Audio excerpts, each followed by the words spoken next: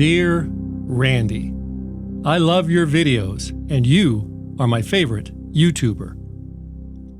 But how did you catch the jammer, known as the egg hole, on your repeater? My friend, sit back and allow me to tell you a story of intrigue, betrayal, and crushed dreams. I can remember it like it just happened a few days ago.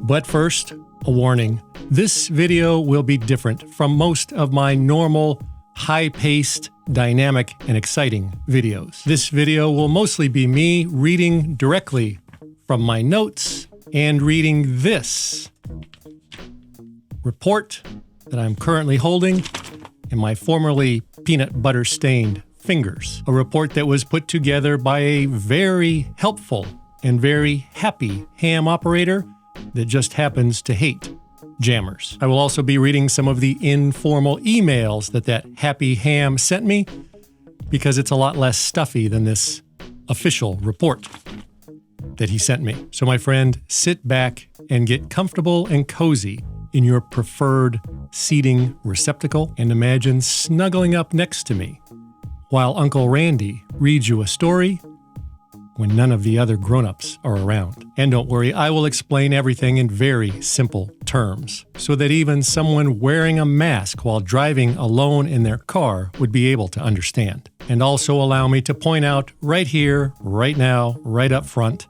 that I will not be disclosing any information about this jammer, known as the egg hole on our repeater. To those that use our repeater, I will not be disclosing any information about him because that is not why we hunted him down. Our single solitary goal for hunting down the jammer known as the egg hole was 1, to figure out who it was, and B, to let that person know that he had been caught and we knew who he was. And then to simply make the jamming stop. So allow me to commence with reading our story. Once upon a time, 2 or 3 months ago, someone came onto one of our repeaters in the Southern California area, and for reasons that are still unclear to this very day, this person decided that he was not going to allow a couple of our repeater users to use the repeater anymore. At random times, day and night, if either of these 2 repeater users would try to transmit, the jammer would key up his radio and put up a fight.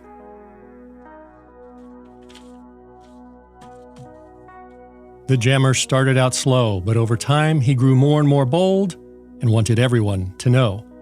One Thursday night, when one of these targeted people tried to run our weekly repeater net, where people from all over Southern California get on the repeater to check in and say hello, the big bad jammer said, "No, no, no," effectively shutting down our weekly net, and this made many people very, very angry. And that was the final straw that motivated a small group of GMRS and ham radio heroes to work together on something that would come to be known as Project Mayhem, a top secret project to track down the wicked repeater jammer.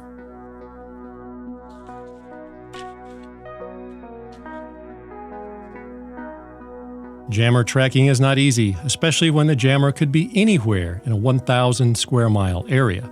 And after weeks of basic RF location finding, the group became very sad and frustrated, while at the same time the jammer grew more and more bold and started jamming more and more often. The group came up with a list of about a dozen possible suspects, mostly previous troublemakers and people holding grudges. And the group began to eliminate those suspects one by one from the list by simply monitoring the input frequency of the repeater while in the area in which each suspect lives. Remember, when you transmit on a repeater, you transmit on the input frequency, and the repeater retransmits your signal much stronger on the output frequency. So if you were to just listen to the regular repeater channel, you would be listening to the output frequency of that repeater, and if you tried to track that location on that channel, you would just track down the location of the repeater. So the key to tracking down a jammer is to listen on the input frequency of the repeater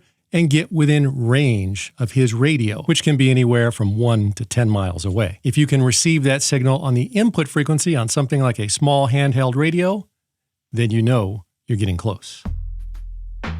So the group started eliminating our suspects one by sitting near their house, listening to the input frequency with a handheld radio, and waiting for the jammer to transmit.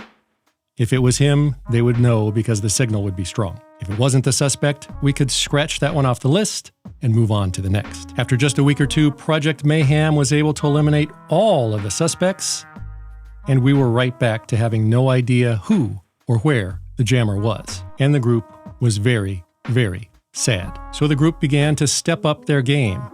And on one of the weekly Repeater Net get-togethers, the group offered a reward, a monetary reward, if anyone could locate the jammer or provide information that would lead us to him. But the jammer still remained elusive.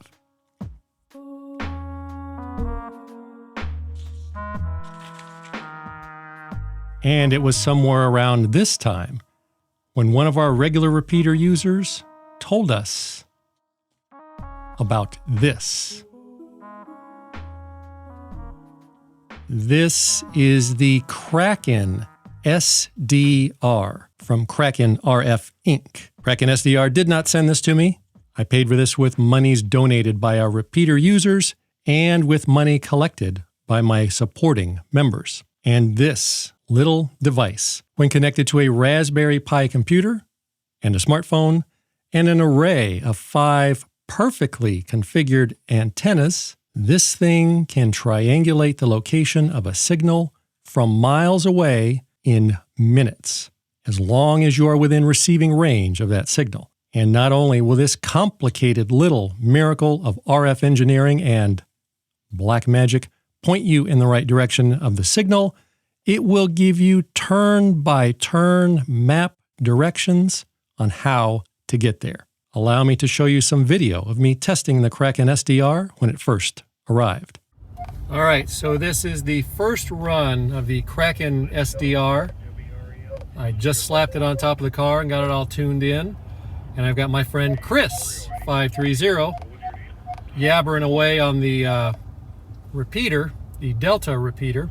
And I've been driving for about 2 or 3 minutes, and it is already pointing. It's giving me a good heat map right in the direction of where I know Chris's house is. You see that orange there? That is precisely the direction of where he lives in relation to where I am right now. And the blue line, which is I think the average where it thinks it is also pointing right at him. You can hear it when it's beeping. You hear those beeps. That means that Chris is talking, or someone is talking on that frequency that I'm picking up, and right now Chris is the only one. And that beep changes the stronger and weaker that signal gets. So it definitely works, and after just a couple of minutes, it's already telling me the basic directions. All right, so I'm on another hunt, and as you can see, it's drawn me a heat map. The red, it tells me I'm getting warmer, and then cooler and cold. Drive west, then turn right onto Cherry Avenue. On the back sides, it's giving me turn-by-turn directions on how to get there. And as I'm driving, it's updating the location. So it's moving the dot. It was down here. As it's getting more and more accurate, it's zeroing in. I've got these lobes, these black lobes, which are the weaker signals. The green dot, that's right now where it thinks the transmitter is. And as I get closer, it gets more accurate, and it's moving closer and closer to the actual location. The red line here is my direction of travel. That's where I'm driving right now. The blue line is the bearing that it thinks the transmitter is on, and that's the spot where it thinks it is. The green spot is where it currently thinks the transmitter is at. This is my third hunt. The first one, I went to a friend's house. I had no idea where he was or where he lived. It took me right to his door. Told me he was on the wrong side of the street though. So it said he was on the right side of the street, and he was actually on the left side of the street, but I was able to see the antennas on the roof, so I knew it was him. The second hunt, It took me right to the door, perfectly within 50 feet, exactly to the correct location. So this thing works. Now, as soon as I got my hands on this thing and started playing with it and testing it, I quickly learned that this thing is not a simple plug and play type toy. It has to be set up and tuned, and all 5 of the antennas in the antenna array must be tuned and matched and set up perfectly. And they have to be laid out on the roof of your car in specific positions using a template that I had to print out and cut by hand like a child, because the antennas have to be placed in perfect position with an accuracy of millimeters. And the instructions to get everything up and running use complicated terms like radius and interelemental spacing. And during my testing and setting up the Kraken SDR, I learned the hard way that you have to understand how things like radio waves bouncing off of nearby mountains or large buildings can generate false signals and send you on a wild goose chase. And if you drive too fast on the freeway and the wind vibrates those antennas around with the magnetic mounts on top of your roof, because they're small, the antenna mounts are relatively small. If the wind vibrates those around and they change within just a millimeter or two,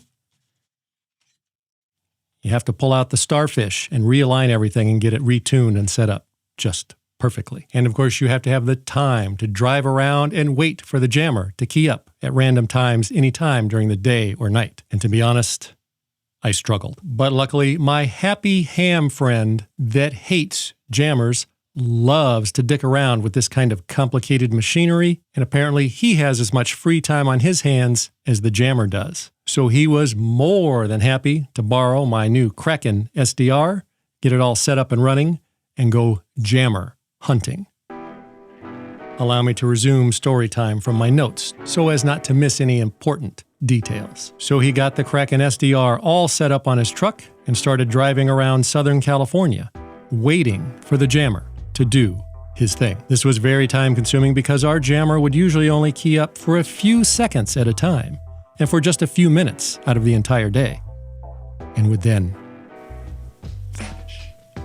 But over time, he got more and more bold and would jam more often and for longer periods of time. And that just made it easier for us to scratch off areas of the map where we knew he wasn't, thereby narrowing down the search area where he might be.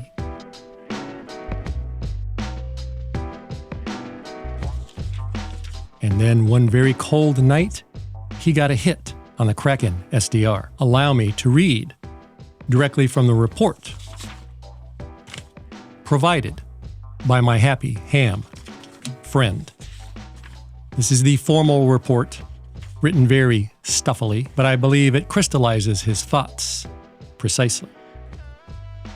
At approximately 9 p.m. on the evening of December 12th, 2022, a signal was detected on 467.700 MHz that coincided with jamming activity on the Delta repeater. After collecting more data, the Doppler began to indicate a possible target in a westerly direction relative to the city of redacted. See image below. And he included a screenshot, which I will not show clearly. The screenshot was in color, but I can't afford a color printer. This is black and white because those color printer ink cartridges are a scam. But the screenshot shows, similar to the video I showed you earlier, where he was and the signal strengths coming from an area west of where he was parked. This next part is from an email that he sent me informally, recounting the excitement from the hunt. I started heading that direction, but then the jammer stopped transmitting, so I had to sit and wait for him to key up again. He was getting brave, and after about 10 minutes, he started jamming again. After only about 20 seconds, the Kraken pinpointed a spot about 5 miles away from where I had first picked up the signal. I drove to the predicted location that the Kraken indicated, but I couldn't confirm if this was the jammer's house because he'd stopped transmitting. So I parked the car a few houses away and waited for him to key up again. While I waited, I removed the antenna from my UV5R. I knew that if I could receive his signal with no antenna, that I had to be within a few hundred yards of the transmitter. This is when I realized we had 2 jammers, one that I was very close to and another that was further away and out of range. So now we knew we had not just one jammer, but at least 2 and possibly even more. And it is possible that the person he was zeroing in on right now was not the same person that had been jamming all along for the last several months. It is possible that this person that he was tracking right now had just randomly jumped in and started jamming that night. Allow me to continue reading from the story. But there were certain audio characteristics of this particular jammer's radio that we had been hearing for months every time he jammed, and those characteristics matched with what we were hearing that night. And we also had a less specific signal match in this general area several days previously. While I was parked at the first location, the jammer started up again, but I couldn't hear him on the HT with no antenna, so I knew I was in the wrong place.